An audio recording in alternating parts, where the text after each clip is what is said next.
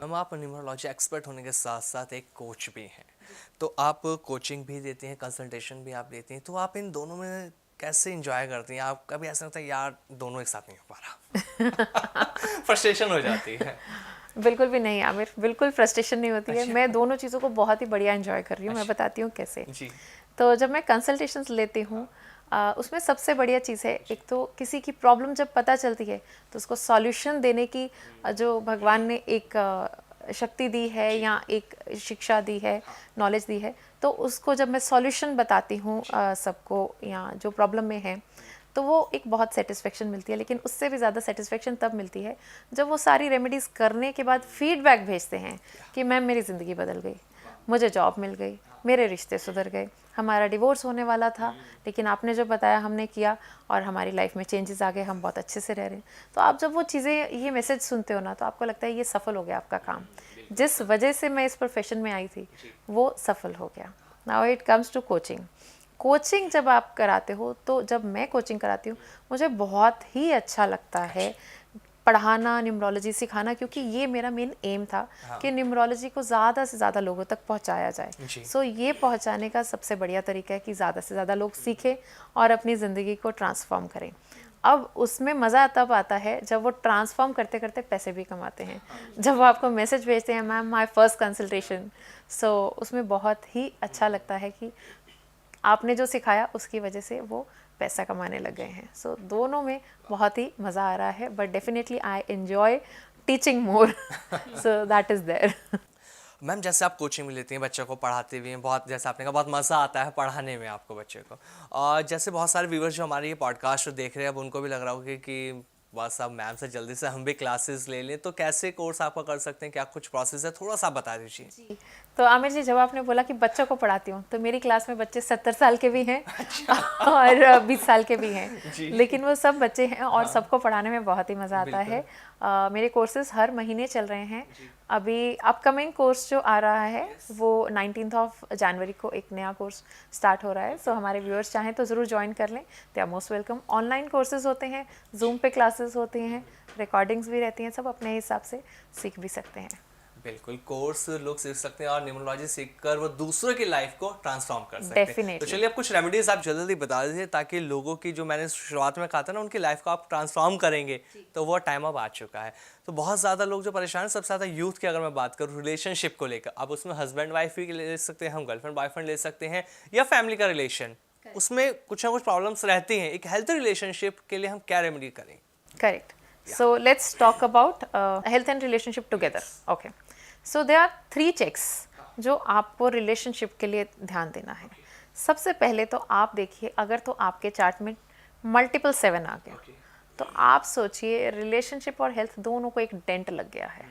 तो इसमें I will not से कि ये ज़रूरी है कि रिलेशनशिप खराब ही हो जाएगा, there are other things also which we will talk, कि वो भी चेक करनी है, लेकिन this is the first check point कि अगर आपके चार्ट में मल्टीपल 7 आ गया तो थोड़ा सा डेंट यहाँ पे आ गया है, हेल्थ और रिलेशनशिप दोनों पे।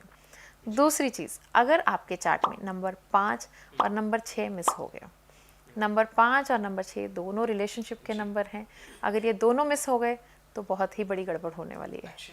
तो रिलेशनशिप में टिकना मुश्किल हो जाएगा, निभाना मुश्किल हो जाएगा, ब्लिसफुल लाइफ जीना मुश्किल हो जाएगा। सो इसके लिए ये दोनों नंबर्स का होना ज़रूरी है। अगर दोनों नहीं है तो कम से कम नंबर 6 तो होना ही चाहिए। तो नंबर 6 होगा तो भी ज़िंदगी बहुत अच्छे से चल जाएगी। So this is very important second ingredient of relationship and health. Third चीज़ जो ध्यान रखनी है कि आपका कोई एंटी कॉम्बिनेशन ना आ जाए।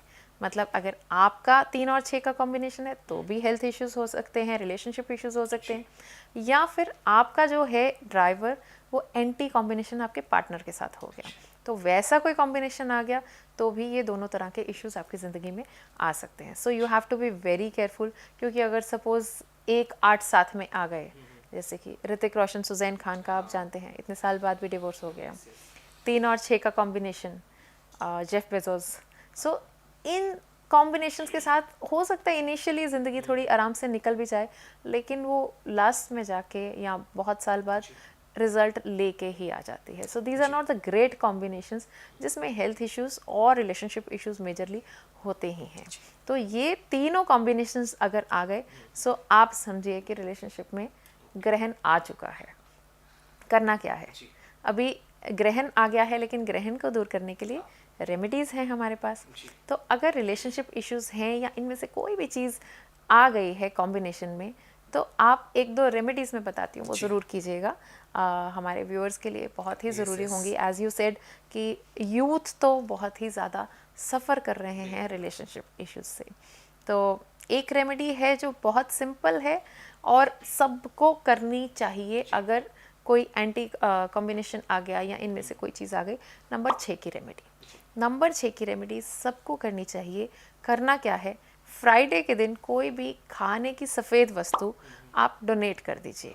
सफ़ेद वस्तु मतलब दूध हो गया, दही हो गया, मिठाई हो सकती है, बर्फ़ी हो गई, ये आटा चावल चीनी जो भी आपको सूटेबल हो वो आप डोनेट कर दीजिए. अब लोग पूछते हैं कब तक करना है. हमेशा करना है क्योंकि हमेशा हमें रिजल्ट्स चाहिए. सो इसको लाइफस्टाइल का पार्ट बना लेना है. अगर आप दूध लेते हैं या दही लेते हैं तो एक पैकेट एक्स्ट्रा सब्सक्राइब कर लीजिए फ्राइडे के लिए, ताकि वो आपके घर में आएगा एक्स्ट्रा तो आपको याद रहेगा आज देना था.